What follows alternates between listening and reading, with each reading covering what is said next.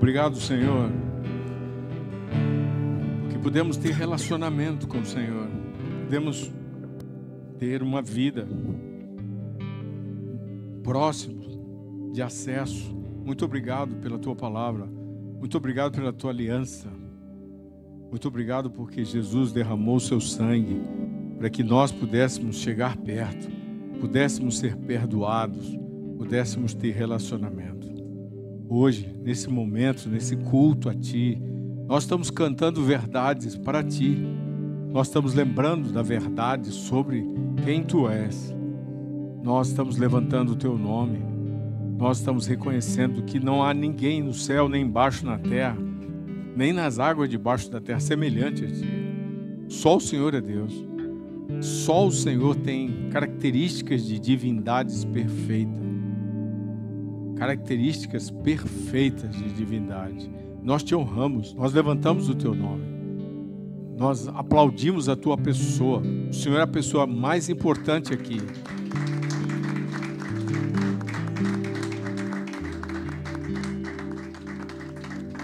Nunca encontramos alguém como o Senhor, que nos amasse antes, que nos encontrasse, que nos trouxesse para perto.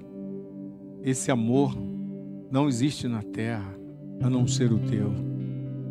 Muito obrigado, porque aproximados nós podemos também ouvir Tua voz, também falar, abrir nosso coração. Muito obrigado por todas essas coisas. Isso é um plano, isso é perfeito. Tu pensastes em todas as coisas. E agora, nós queremos registrar nossa gratidão hoje, esse mês de novembro, os dias que o Senhor nos deu. Estamos aqui vivos, estamos aqui por Tua causa, estamos aqui depois de uma semana intensa, estamos aqui pensando também na próxima semana, se o Senhor quiser que vivamos. Isso é tão profundo e tão rico, Senhor. Ajuda-nos a avaliar, a pensar na riqueza e como podemos falar contigo. E como podemos falar para o presente e para o futuro. Nós Te agradecemos em nome de Jesus. Em nome de Jesus. Podem sentar, irmãos. Muito bom. Todos vocês vieram para estar conosco, para esse tempo de adoração. E hoje nós vamos tomar ceia com quem está aqui. E quero falar um pouco sobre Jerusalém. Nós estamos num tempo tão precioso, não é? Mas ao mesmo tempo estranho, né? É muito estranho o tempo que estamos vivendo. E nós precisamos ter raízes bem firmes em Deus para a gente compreender o tempo e atravessar o tempo, não é? Há uma riqueza em Deus muito grande para a gente viver os dias no tempo com Ele. Esse é o grande desejo de Deus. Deus sempre desejou que o homem habitasse com Ele, né? E se relacionasse com Ele. Essa é uma coisa extraordinária, mas também assustadora, né? O eterno Deus, Criador dos céus e da terra, que sabe todas as coisas, Ele, ao mesmo tempo, quer falar conosco, quer a nossa companhia, nos criou para esse propósito, para um propósito de dar a Ele glória, dar a Ele reconhecimento de tudo que Ele faz. Então, é muito importante que a gente entenda que Deus nos chamou para participar dos negócios com Ele, dos negócios dEle, da vida dEle, da administração dele. E aí ele criou o primeiro homem, o homem se afastou, e aí ele começa uma nova jornada. Por causa desse afastamento, tem consequências tão terríveis que vêm até o dia de hoje, né? E uma coisa chamada Torre de Babel, uma confusão que Deus teve que lançar porque o homem queria ser Deus. E ele queria viver independente de Deus. Isso é uma loucura. Mas a ideia continua. até o dia de hoje, nós enfrentamos essa mesma batalha. Basta a gente tirar os olhos de Deus e a gente vai se afastar de Deus. Essa é a coisa mais comum que vamos encontrar. Mas Deus foi atrás do homem. Isso, para mim, para nós, deve ser um marco que nós devemos sempre lembrar. Deus foi atrás do homem. Deus podia simplesmente ter largado, soltado, mas ele foi atrás do homem. Deus sempre vai atrás dos seus propósitos, né? Dos seus planos. Deus não é um Deus que deixa pela metade, que desiste, que deixa de completar tarefas. Isso nos chama atenção também. Me chama muito a atenção. Terminar o que começou. E nós podemos, com a ajuda do Espírito Santo, terminar o que a gente começa. Viver em frustrações é muito difícil, né?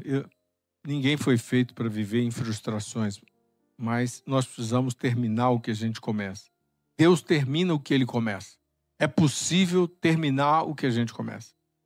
E isso deve nos dar força hoje, nos deve dar direção hoje.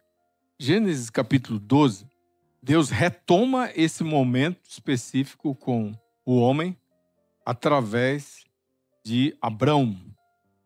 Gênesis capítulo 12, vai ter Bíblia aí? Beleza.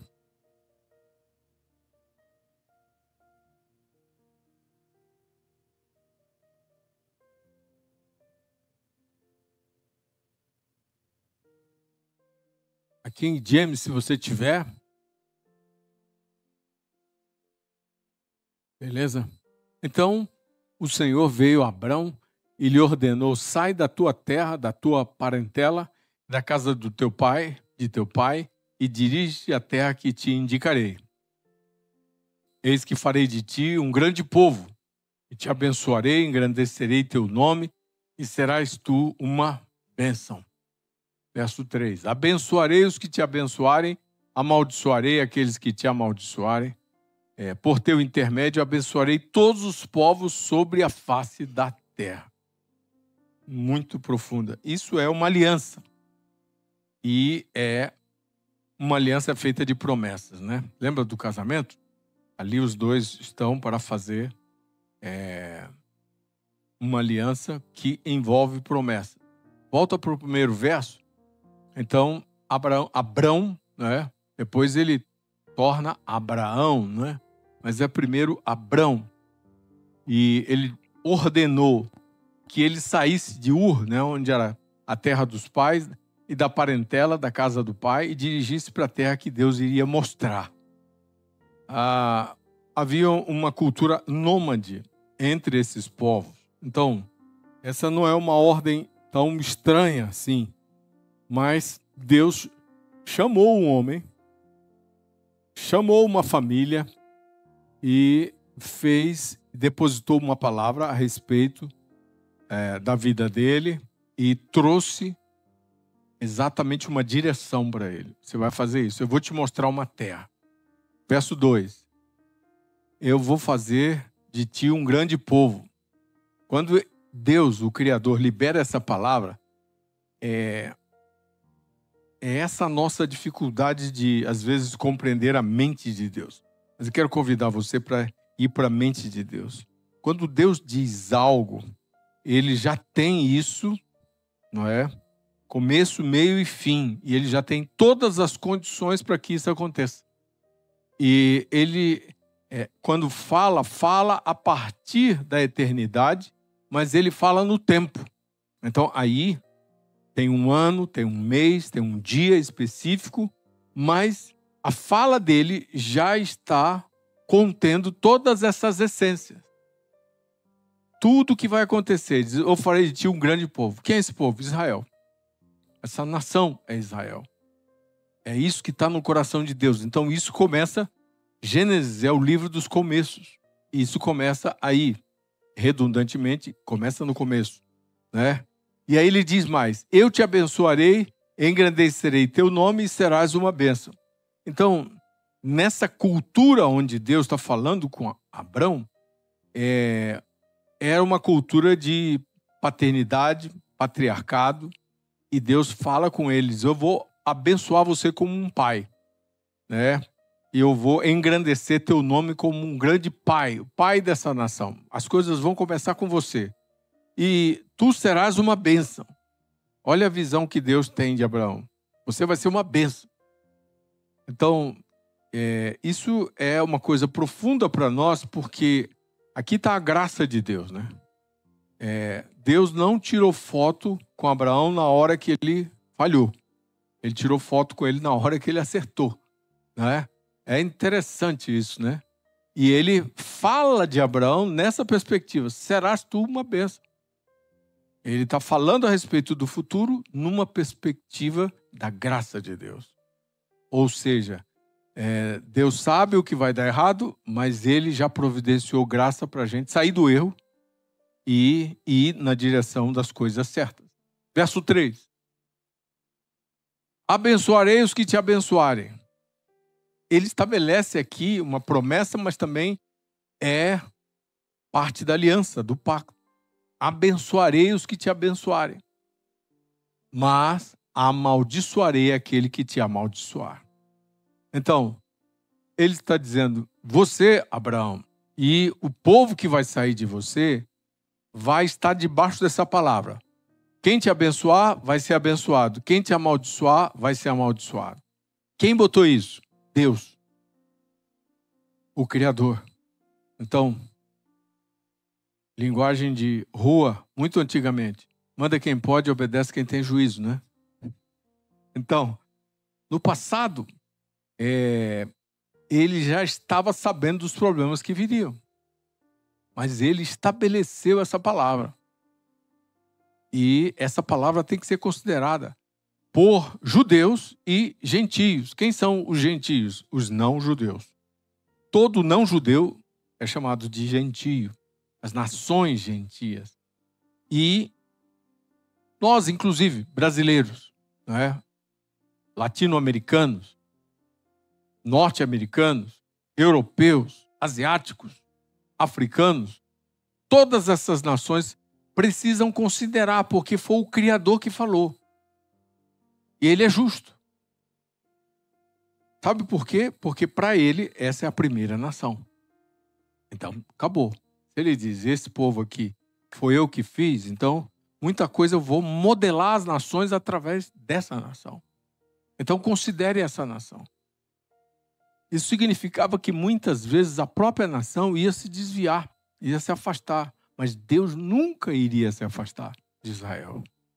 Isso para nós é maravilhoso, porque isso nos dá também uma compreensão de como ele faz conosco, não é?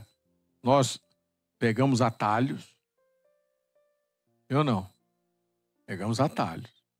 E às vezes tem que ter um tremor de terra lá para a gente voltar, né, do atalho. E aí, ou uma tempestade grande. E aí a gente volta. E aí ele tem uma perspectiva de graça. Eu quero é que você volte para o que eu planejei para você. Por teu intermédio, abençoarei todos os povos sobre a face da terra. Hoje, até hoje, muita tecnologia sai de Israel. Até hoje, muita coisa boa sai de Israel para as outras nações. Nós temos aqui no nosso país várias dessas iniciativas, coisas da agricultura. Eles plantam no deserto. Eles cultivam alimentos no deserto. Aqui na embaixada, de vez em quando, estamos apresentando relacionamentos dos municípios para fazer negócios com a embaixada de Israel. Continua até hoje. Eles estão abertos para isso. E eles fazem isso com o Brasil e com quantas nações quiserem. Eles estão abençoando as nações. Você soube do que aconteceu lá em Mariana? Daquele deslizamento lá daquela barragem? Sabe quem veio com uma equipe boa para ajudar? Israel. Estava lá, um monte de gente soterrada e veio uma equipe de Israel para ajudar. Não é? Agora, onde você imaginar que tem uma situação acontecendo, eles vão para ajudar. não importa se aquela nação tem uma atitude antissemita, eles vão ajudar. Então, eles estão debaixo dessa palavra: abençoarei todos os povos por teu intermédio. E sabe o que é mais importante para nós nessa palavra? É que de Israel é que veio Jesus. O que é dito pelo profeta, pelo apóstolo João, aqui.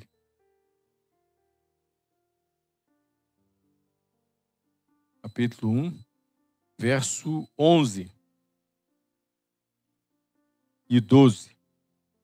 Ele veio para o que era seu, mas os seus não o receberam. Mas a todos quanto o receberam, deu-lhes o direito de se tornarem filhos de Deus. Ou seja, aos que creem no seu nome. Então, ele honrou a primícia. Ele veio primeiro para Israel. Ele veio primeiro para Israel porque Deus começou Israel. Deus fundou Israel. Deus estabeleceu Israel. Ele nasceu de uma judia pelo Espírito Santo e um judeu, José, pelo poder do Espírito Santo. Ele foi pai e ele foi criado numa família judia e foi educado nas sagradas letras numa casa judaica. Então, ele veio para o que era seu. Ele se tornou disponível para os judeus. Mas a todos quanto receberam, deu-lhes o direito de se tornarem filhos de Deus, ou seja, aos que creem no seu nome. Então, ele abriu para que nós participássemos da família. Isso é muito poderoso.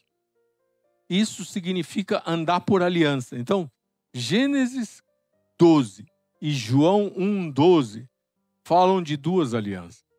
Mas uma está dentro da outra e completa a outra. Nós nos relacionamos por Deus por meio de documentos legais. Alianças. Nós não estamos soltos. E nesses dias de muito antissemitismo no mundo, nós precisamos entender que Israel nasceu de Deus, foi Deus que estabeleceu Abraão, foi Deus que estabeleceu Israel, de Israel veio Jesus, de Jesus veio em Israel o evangelho do reino e que foi pregado a todas as nações. Os apóstolos pregaram o evangelho do reino a partir de Jerusalém a todas as nações. Então, quando nós falamos a respeito disso, nós precisamos ter essa clareza de que andar por aliança é um fundamento para nós. Vamos agora para Isaías 62, de 1 a 4. Isaías 62, de 1 a 4. Só vocês aí, em voz alta. Dá para ler?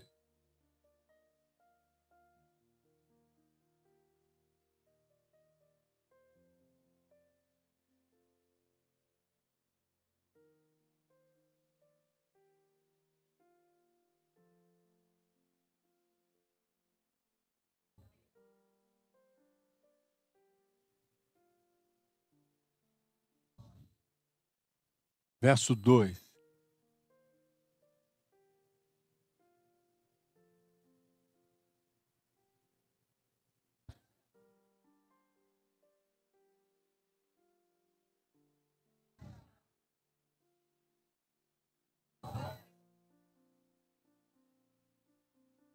Três.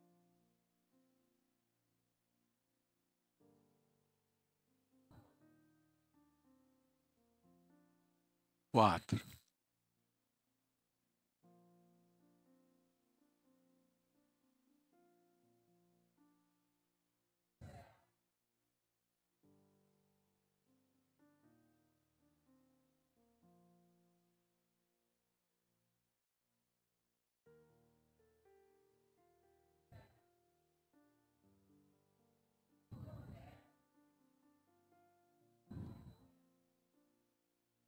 Aí. Nós não damos conta de entender esse verso todo agora à noite. A gente precisava de pelo menos uma semana, todo dia. Mas vamos tentar, né? Essa é uma proclamação. Qual é o fundamento primeiro aqui no primeiro verso? Ele vai falar alguma coisa firmado em quê?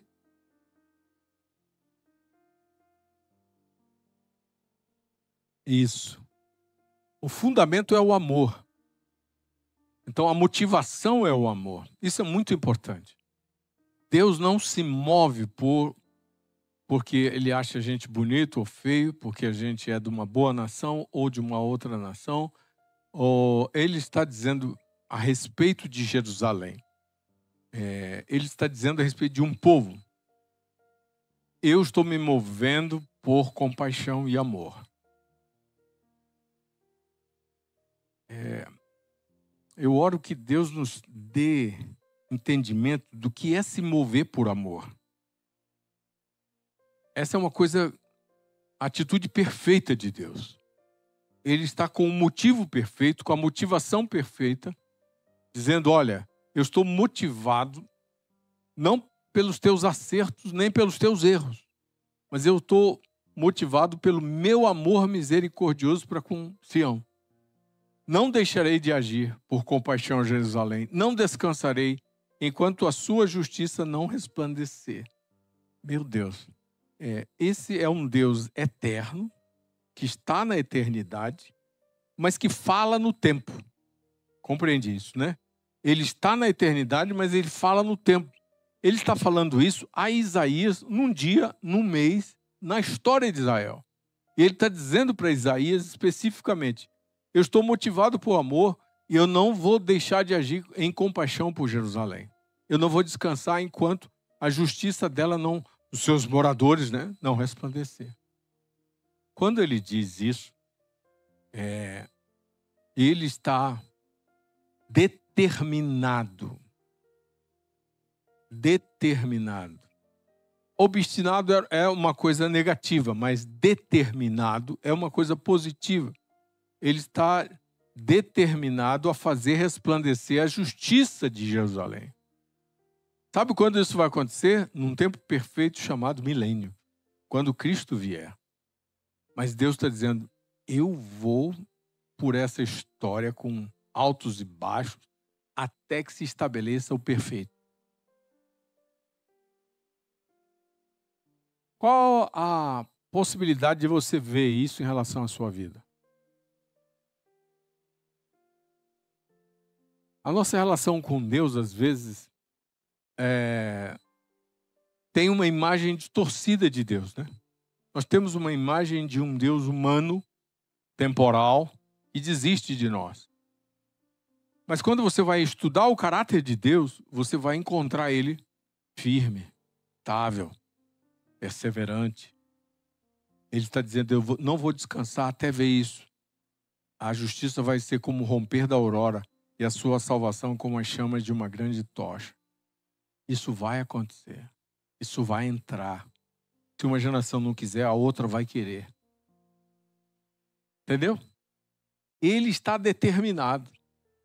Para nós isso é importante demais proclamar, porque a relação de Deus com Jerusalém e a relação de Deus é a relação de Deus com o seu povo.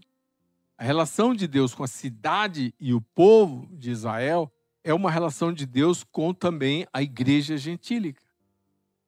Ele é o mesmo, ele não vai mudar. Então, ao invés de desistirmos por causa dos nossos fracassos, nós precisamos olhar para Deus. E nós precisamos ouvir Deus e ficar com Deus, mesmo diante e conhecendo o seu caráter. E nos posicionando conforme o seu caráter. Verso 2. Eis que as nações contemplarão a sua justiça. Ele está dizendo, hoje não está acontecendo isso. Israel não está vivendo isso. Mas vai chegar o dia em que as nações vão ver, os reis, os governantes da terra, vão ver a glória de Jerusalém. Então, hoje, o mundo anti-Deus deseja ver Israel destruído e Jerusalém também. É importante que você entenda que se Deus tem um plano, Satanás tem um antiplano, não é? E então ele vai trabalhar para que o plano de Deus não aconteça. Então, qual é o maior desejo de Satanás? É que haja uma destruição do povo de Israel. Mas antes disso, Satanás, tomar o culto para Deus, de dentro do templo de Deus, e virar esse culto para ele. Então, o desejo dele é exatamente destruir toda essa palavra para que ela não aconteça. Só que o Senhor Jesus já venceu a morte, já venceu Satanás, já venceu o plano, mas nós temos que viver isso no tempo e na história. Isso vai acontecer no tempo. Mas aqui está a palavra do Senhor. O que vai ser a realidade sobre Jerusalém é o que está escrito, Isaías 62. E nós precisamos nos ver dentro disso. A gente não precisa, nem deve se ver no meio do desespero, né? No meio das coisas quebradas. Mas nós devemos nos ver dentro dos planos de Deus. E ele diz no próximo verso 3, você será uma coroa, um maravilhoso diadema nas mãos do Eterno, uma coroa real na mão do seu Deus. Então, o desejo do coração de Deus está completo, está planejado. Esse é um plano perfeito. Esse plano vai acontecer. Israel e Jerusalém, mais especificamente, serão motivo de alegria. E hoje você não deve se juntar aos que odeiam Israel. Hoje você não deve se juntar aos que não querem saber de nada sobre Deus, sobre Israel, sobre a vida, sobre família. Você deve se mover na direção daquilo que Deus quer. E não se junte aos rebeldes.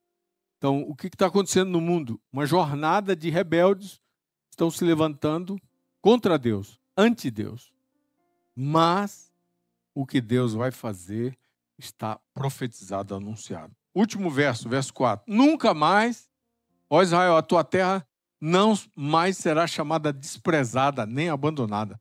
Tu serás honrada e serás chamada Refizibá. O meu prazer nela está. Significa Refizibá. O meu prazer nela está. E a sua terra, Beulá, casada, porquanto o Senhor terá grande prazer em ti e a tua terra estará desposada. Então, você olha para Jerusalém hoje, Israel, você não está vendo isso. Mas no futuro isso vai acontecer. E você olha para o Brasil hoje, a situação está... Nós estamos cavando os cantos do poço, mas ainda não chegamos no fundo do poço. Estamos ainda a caminho. E devemos nos preparar. Por quê? Porque ideias têm consequências. Ideias anti-Deus não poderiam dar certo. Olha o que está acontecendo agora lá na COP30, né?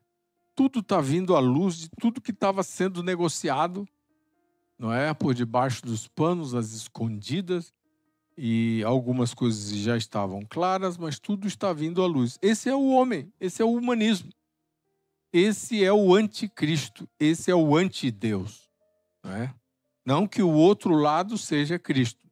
Até porque é importante que você raciocine comigo, essa polarização não é exatamente o que nós devemos abraçar, né?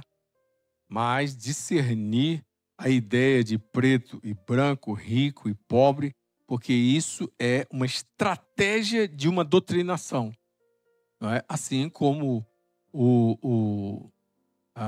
qualquer ideologia tem suas estratégias. Então nós devemos sair e ver por cima e entender que Deus pode fazer da nossa terra aquilo que nós nem olhos viram, nem ouvidos ouviram, nem jamais penetrou em coração humano. Então não desista do Brasil pelo momento que ele está passando. Deus está corrigindo a nossa nação. Deus está apontando que as ideias têm consequências. E ideias anti-Deus são mortais. Não é? Desprezar o que é verdadeiro, o que é justo, construir em cima da mentira, isso é terrível, é falso, é destruidor.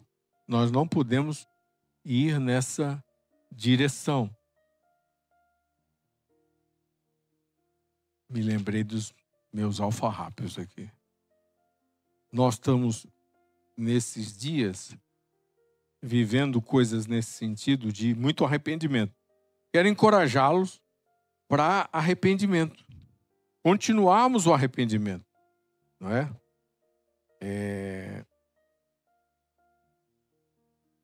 Esse arrependimento de todas as ideologias, mas principalmente dessa cultura de morte, suas filosofias, seus sistemas de crença, suas estratégias, suas crenças mortais, não é?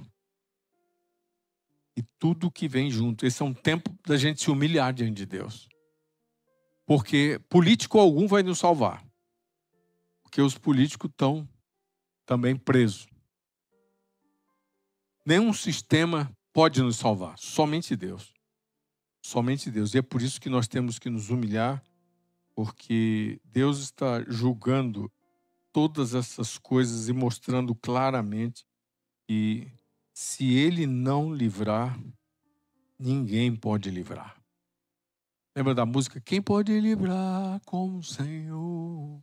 Essa é a ideia. Olha aí, Mário. Está na ponta da língua. Então, a palavra de Deus diz sobre Jerusalém. Está aqui. É isso que a palavra de Deus diz sobre Jerusalém. Então, eu tenho que permanecer no que Deus diz. Isaías 40, 1 e 2. Vamos ler isso. O que Deus diz sobre Israel, sobre Jerusalém? Só vocês.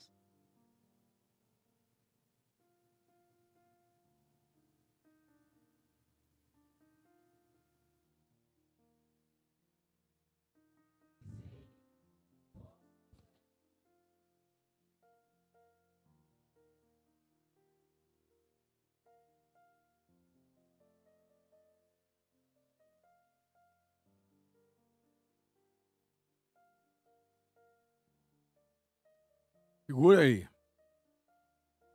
Porque você nasceu em Deus e é queridinho, você não vai passar por correção, não vai deixar de passar por correção. Jerusalém precisava de correção porque a iniquidade estava lá. A idolatria de Israel foi muito forte. A idolatria do povo de Deus hoje também é muito forte. A idolatria do povo brasileiro hoje é muito forte.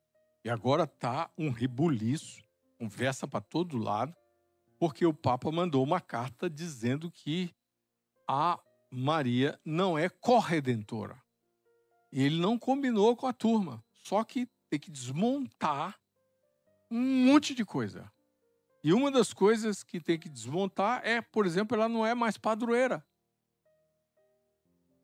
Ela não é mais intercessora, mediadora. Mas imagina, se ela não é mediadora, se ela não é intercessora, então ela não pode ser padroeira, porque a padroeira que intercedia. Então, caiu essa falsa afirmação e a Bíblia estava certa. Redentor só Cristo. Amém? Nós precisamos orar pelo povo católico, porque essa é uma verdade muito importante. E nós temos que concordar com o Papa quando ele diz que havia uma idolatria para Maria. O Papa disse isso no documento, havia uma idolatria para Maria. Aí vários padres não estavam mais rezando direto ao Pai por meio de Jesus. Estavam indo só para Maria. Então ele removeu isso. Ele não se arrependeu ainda. Ele só disse que foi um equívoco. E agora tem uma outra verdade. Então, nós estamos num momento onde a Escritura está sendo confirmada. Ele está dizendo, a Bíblia está certa. A Bíblia está certa. Se ele está dizendo, a Bíblia está certa, então, nós temos esse texto aqui que está dizendo, Deus corrige o seu povo. As coisas vão para o lado errado, Deus vai e pega e traz para o lado certo. Ele fez isso com Jerusalém.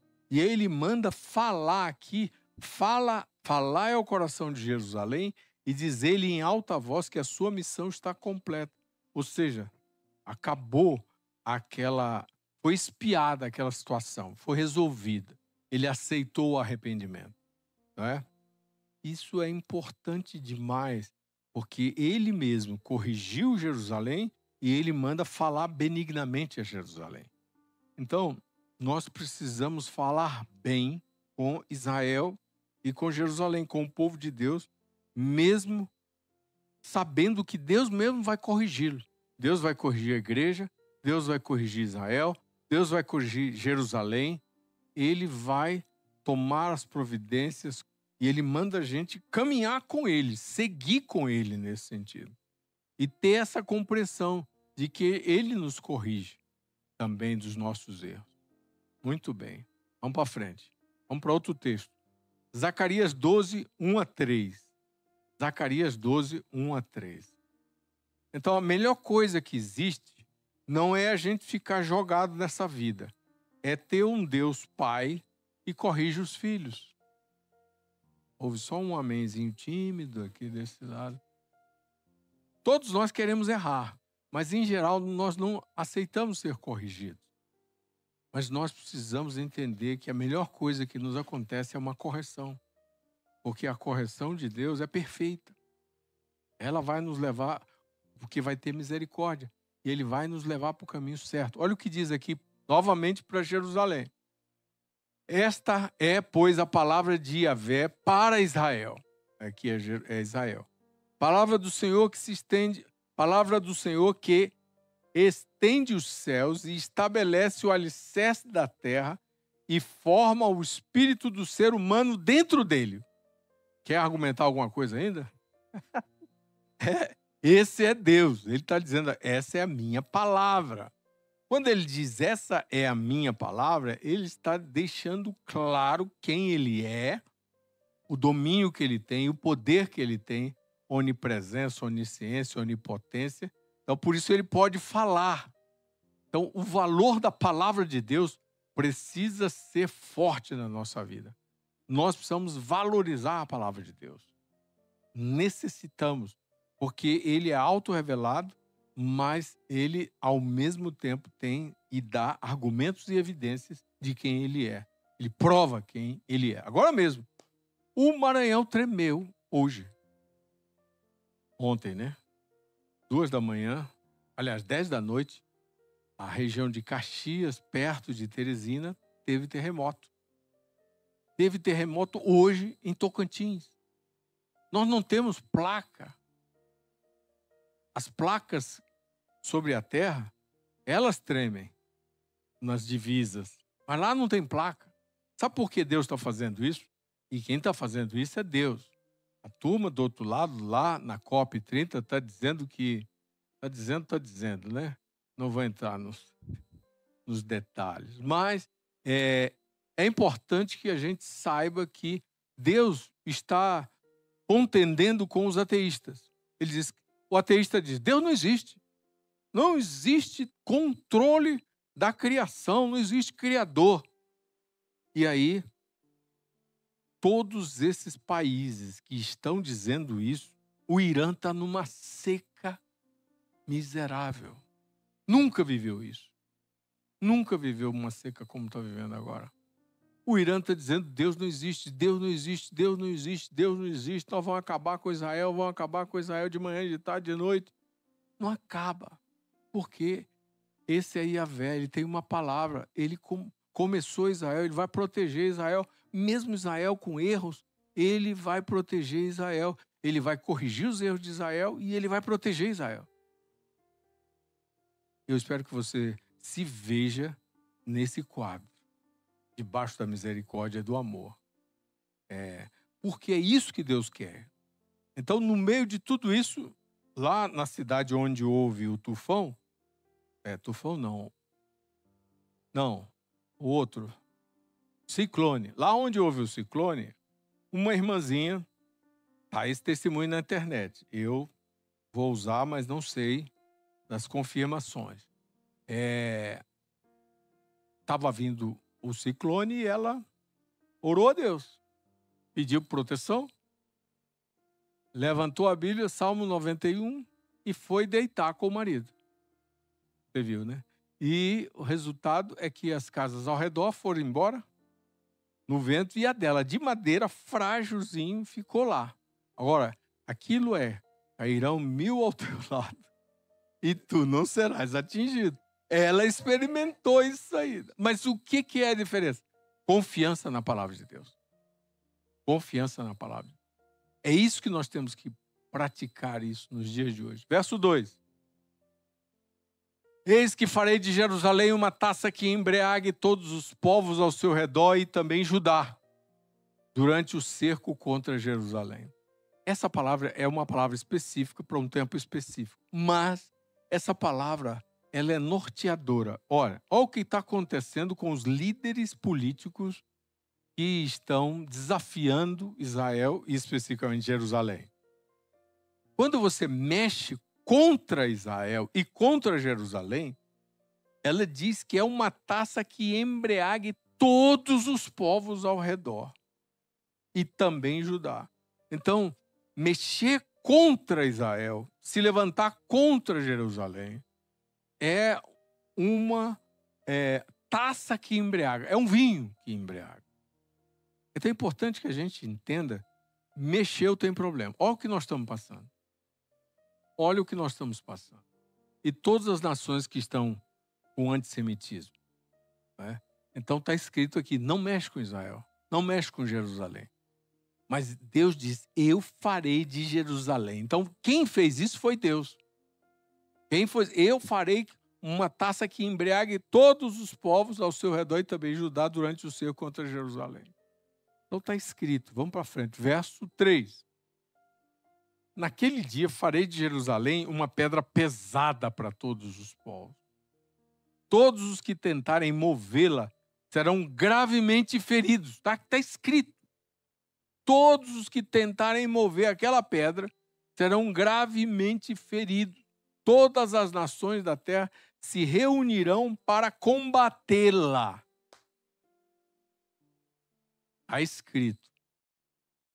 Então é preciso que a gente tenha uma compreensão de que o Senhor mesmo falou isso, e nós estamos sendo chamados a nos posicionar para orar por Jerusalém.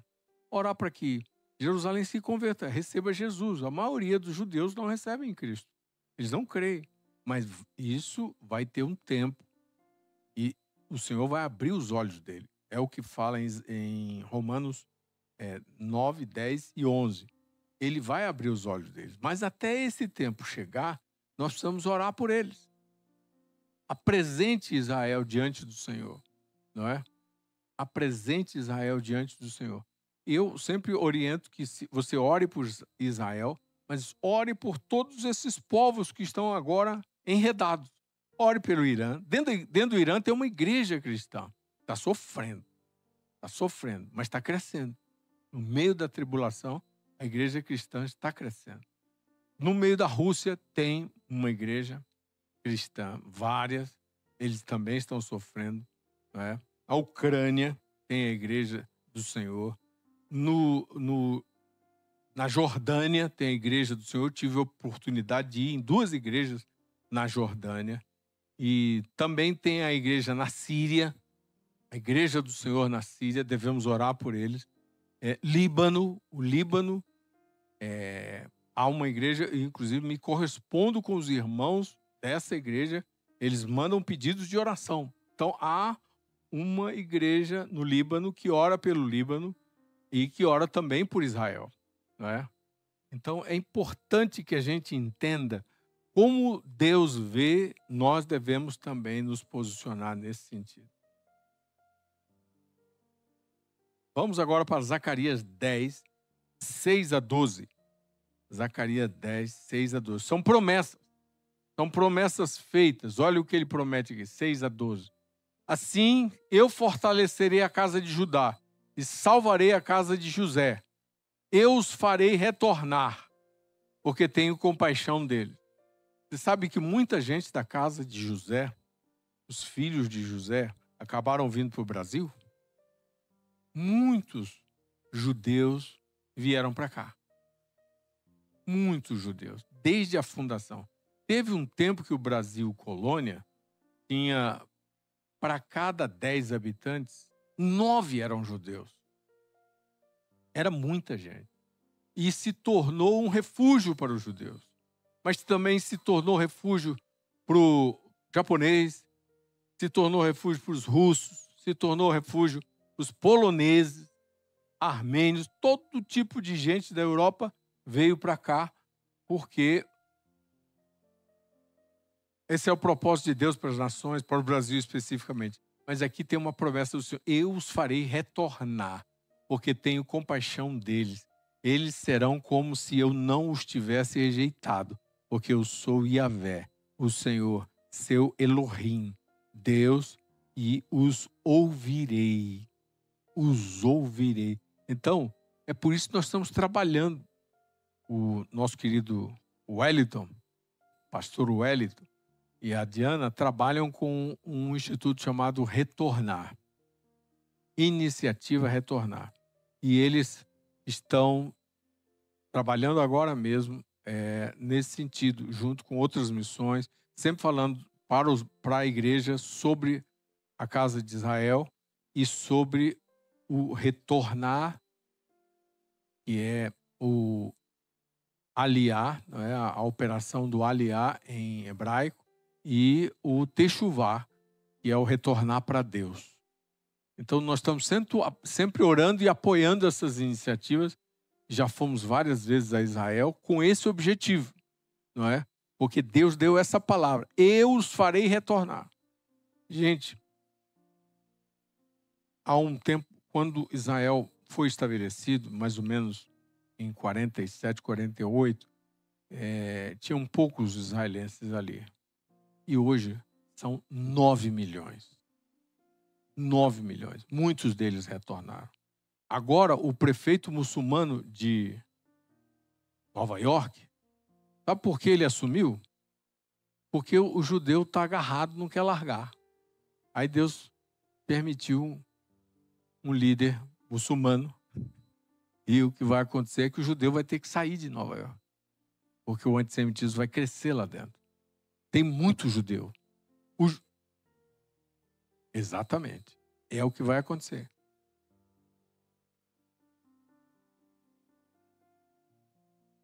Às vezes Deus manda um problema para trazer uma solução, né? Para a gente, para nos livrar. O problema veio para nos livrar. Porque tem compaixão de Deus. Eles serão como se eu não os tivesse rejeitado. Porque eu sou Yahvé, o Senhor, seu Elohim, Deus, e os ouvirei. 7. Então os de Efraim serão como um valente, e o seu coração se alegrará como se fosse pelo vinho. Seus filhos o verão e muitos se alegrarão. Seu coração se rejubilará em Yahvé. Uma promessa tremenda. Isso aqui todas são promessas. Então, aqui o que ainda não aconteceu está na nossa frente. Então, toda a história que vai acontecer é o que Deus disse que iria acontecer com Israel. É muito bom andar com Deus porque você anda debaixo de aliança e com promessa. E o verso, nós já lemos o... Vamos para frente? Tem uns versos para a gente ler? 8 e 9. Assobiarei para eles e os ajuntarei, pois eu os resgatei. Eles se multiplicarão e serão uma numerosa multidão como nos tempos antigos. Está acontecendo. 9 milhões em Israel, fora os espalhados. Verso 9. Embora eu os espalhe por entre os diversos e distantes povos. Então, quem fez o espalhar? Deus. Eles se recordarão de mim. Meu Deus. E criarão seus filhos e voltarão. É uma promessa. Deus está dizendo que eles vão voltar. Eles vão voltar. Esse é o 9, né? Eles vão voltar. Meu Deus. Tremendo isso, hein? Rapaz. Eles vão voltar.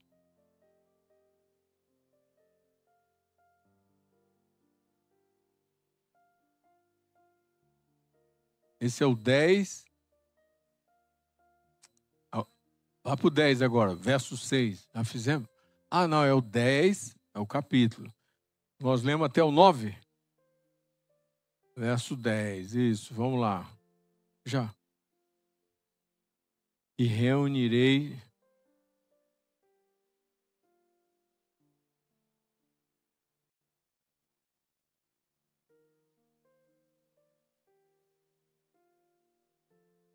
Tá dito aí.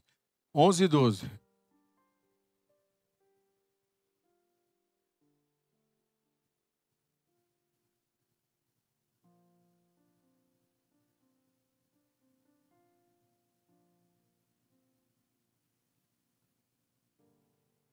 Doze.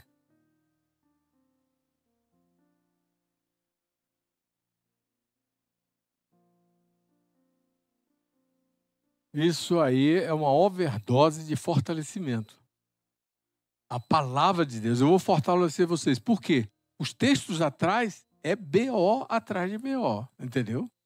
Então, ele está dizendo, vai ter luta, vai ter batalha, mas eu vou fortalecer vocês. Já está garantido. Estou prometendo que vou suprir. Então, essa é a aliança de Deus com Israel. E com você? Entendeu? Ele é o mesmo Deus. Ele é o mesmo Deus. Então, eu e você, nós precisamos andar pela fé nesses dias. Ele está avisando. Vai vir gente de tudo quanto é lado, vai ter dificuldade, vão se levantar, mas eu estou com você. Você precisa confiar no meu nome. Fortalecerei no Senhor e andarão segundo o meu nome. Agora vamos para Zacarias 2. Eu estou terminando, gente. Zacarias 2, 8 e 9. Zacarias, outras promessas são para Israel, mas nós ficamos aqui na rabeira, né? Pegando sempre 8 e 9. Sendo assim, declara Yahvé dos exércitos, ele me enviou para buscar a sua glória entre as nações que vos saquearam. Porquanto qualquer que tocar em vós,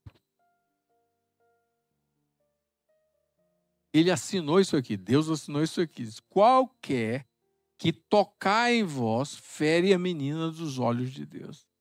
Então, Deus tem um zelo conosco. E a nossa resposta deve ser que nós temos um zelo com Deus. Então, nós devemos zelar com a palavra de Deus. Confiar na palavra de Deus.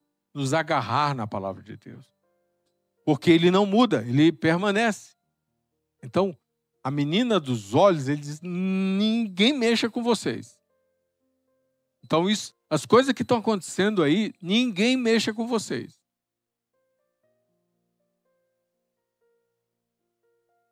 A palavra é para que a gente desenvolva essa confiança. Verso 9.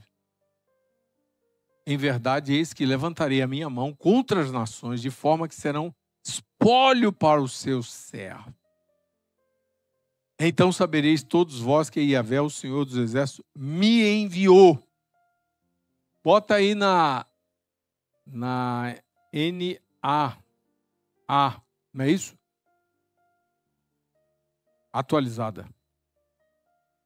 Atualizada não, é transformadora. Perdão, NVT.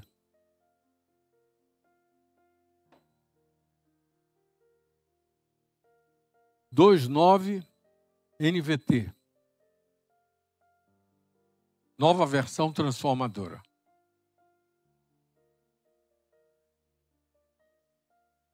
Levantarei minha mão para esmagar essas nações, e os seus próprios escravos as saquearão.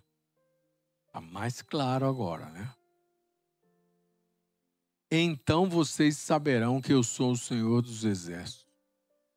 Ele me enviou. Ele me enviou. Então, irmãos, parte das promessas de Deus envolvem julgamentos. Eu estou falando isso várias vezes, mas eu tenho que preparar uma série de pelo menos 3 mensagens a respeito do justo juiz. Tem hora que Deus fala assim, rapidamente nas suas palavras, eu vou julgar. Ele não tem prazer no juízo, né? Deus não tem prazer em dar uma surra. Juízo é como uma surra, um castigo. O prazer dele é livrar, é socorrer. E ele chama a gente para entender que ele vai, mas chega um tempo em que ele tem que julgar o mundo. O mundo todo vai ser julgado, porque ele não pode administrar passando a mão na cabeça de ninguém. E ele vai julgar todos os que vivos e mortos. Os mortos vão ressuscitar para serem julgados. É um mistério, mas vai acontecer. Então, só que quando ele diz eu estou irado, não é? Quando ele diz eu estou irado, geralmente a gente conhece o Jesus bonzinho e diz para ele que ele é o amor, né? A gente conhece o amor, mas ele é também justiça. E nós estamos indo para o tempo de julgamento. Estamos vendo o julgamento. As coisas estão acontecendo. Então, se nós não conhecermos melhor o justo juiz, nós vamos nos assustar com Deus. E para isso não acontecer, é melhor você estudar, conhecer biblicamente como é Deus, justiça nossa. Ele é justo. Ele realmente não passa a mão no erro. E chega o tempo. Só que ele não julga na hora que a gente fala, na hora que a gente pensa, na hora que a gente quer. Muita gente gostaria que algumas figuras humanas, rebeldes, morressem no dia seguinte. Tem alguns que fazem até umas orações estranhas, né? E faz um arrudeiozinho, né? Senhor, porventura, não tem uma espada solta aí, sem fazer nada. Isso aí. Realmente Deus tem a sua hora de julgar. E é igual quando acontece isso, o pai vai corrigir o filho e ele pega um e leva para o quarto, todos os outros já se escondem. Todos os outros já se escondem, porque sabe que o negócio vai pegar. Se não houver ataque, tem uma conversa forte e vai marcar. Tem uns que são mais marcados pela conversa forte do que por uma... pior do que ataca. Então, é preciso que a gente conheça Deus, amor e justiça. E se prepare para o tempo do julgamento. E considere, e eu encerro aqui, considere as promessas feitas por Deus a Israel. Não se esqueça de Israel. Ore por Israel. Ame Israel. Vá a Israel. Para ir a Israel, não precisa ter dinheiro. Eita, que palavra, hein? Entendeu? Primeiro é o propósito, aí depois vem o dinheiro. Coloca o propósito diante do Senhor. Senhor, eu gostaria de ir. Nós estamos com uma marcada para o ano que vem, maio, né? Ida a Israel. Maio. Então, mas existem, pelo menos, o apóstolo Nicolau também vai. E ele vai em setembro. Então, você pode ir para conhecer. Você pode estudar na Universidade de Jerusalém. Tem cursos livres na Universidade de Jerusalém. Existem hoje, se você quiser passar, aqui tem alguns jovens hoje, se você quiser passar 6 meses em Israel, estagiando ou aprendendo, atuando na sua área, a área que você está formado, é possível fazer isso. A gente mesmo pode indicar você para a embaixada e vamos ver como é que vai rolar. Então, existem relacionamentos com o Estado de Israel. Porque tem a nação de Israel, que está espalhada pelo mundo, mas tem 9 milhões lá naquele pedacinho de terra. E tem o povo, né? A nação e o povo vive lá, e o Estado lá, os moradores do Estado de Israel nesse momento. O Estado de Israel tem seus acertos e tem seus erros, não é? Mas é importante que você saiba que existe também mais de 1 milhão de árabes palestinos que moram em Israel e apoiam o governo de Israel. dentro do parlamento de Israel, tem um partido que tem muçulmanos e fazem parte do parlamento de Israel. Existem muçulmanos que amam Israel, que honram Israel. A mídia em geral não diz isso. Né? Tem muita coisa que a mídia diz contrária a Israel. Né? Mas todos os dias que Israel esteve em Gaza, todos os dias tinha comida, caminhões de comida para serem entregues à população de Gaza. E isso comprovado pela própria ONU. Mas, você sabe, a mídia distorce tudo isso, mas Israel é uma nação democrática, única no meio de todas aquelas nações que são, em sua maioria, totalitárias, né? Ou seja, não tem democracia. Mas lá está Israel, com amizade com a Jordânia, não é? Com relacionamento com a Jordânia. Agora estão sendo fechados os acordos de Israel. Isso é bem mais profundo. Peço que você faça leituras através de alguns vídeos que estão na internet, principalmente ligados a Israel. Eles contam um pouco do que estão sendo esses acordos. Mas é Deus que sustenta o povo de Israel, é Deus que sustenta a nação de Israel. Por isso, estou chamando você para orar. Vamos orar, encerrando essa parte, e vamos tomar a ceia.